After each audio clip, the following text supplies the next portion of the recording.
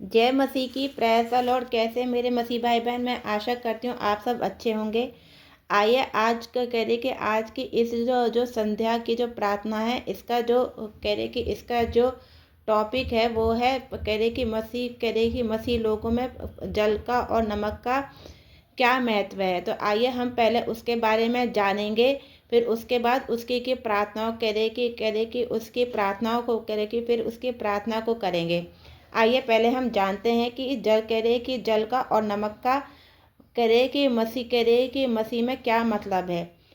इसका कह रहे कि यीशु के जीवन में कह रहे कि पानी जीवन जल पवित्र आत्मा शुद्धिकरण नवीकरण और अनंत अनंत जीवन का प्रतीक है, जो आत्मा की प्यास बुझाता है ताकि कह रहे कि प्यास बुझाता है। जबकि नमक विश्वासियों को दुनिया में बुराई को रोकने, स्वाद जोड़ने और पवित्रता से शांति फैलाने के लिए बुलाया जाना है, ताकि वे अपने अच्छे कर्मों से परमेश्वर की महिमा करें, जिसकी प्रार्थना से उनका उपयोग सुसमाचार फैलाने और दुनिया में नमकीन व प्रकाश बनाने के लिए होता है।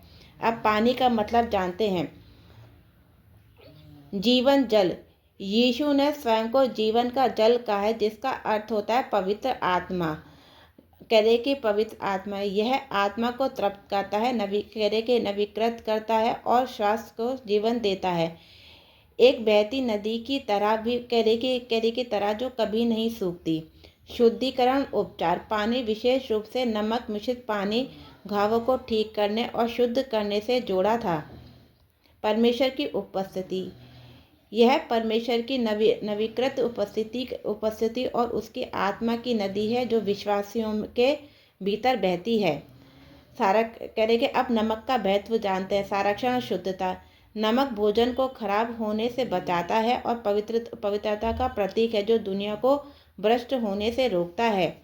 स्वाद और प्रभाव। मसीह दुनिया में स्वाद और सकारात्मक प्रभाव डालने के लिए है, ताकि उनके कार्य दूसरों को परमेश्वर की ओर आकर्षित करें। शांति और सुसमाचार।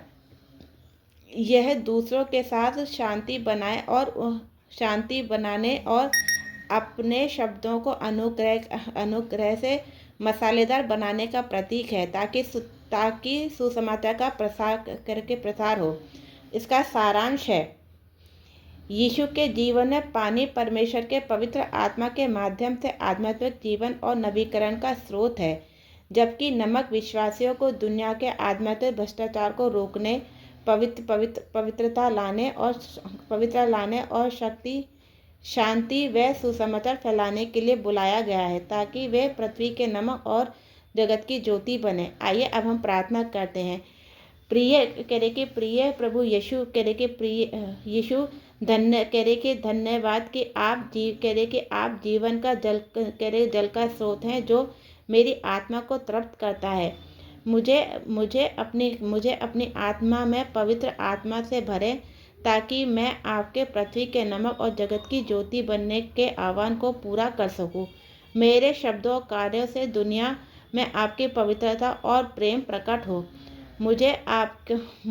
मुझे अपने नमकीनपन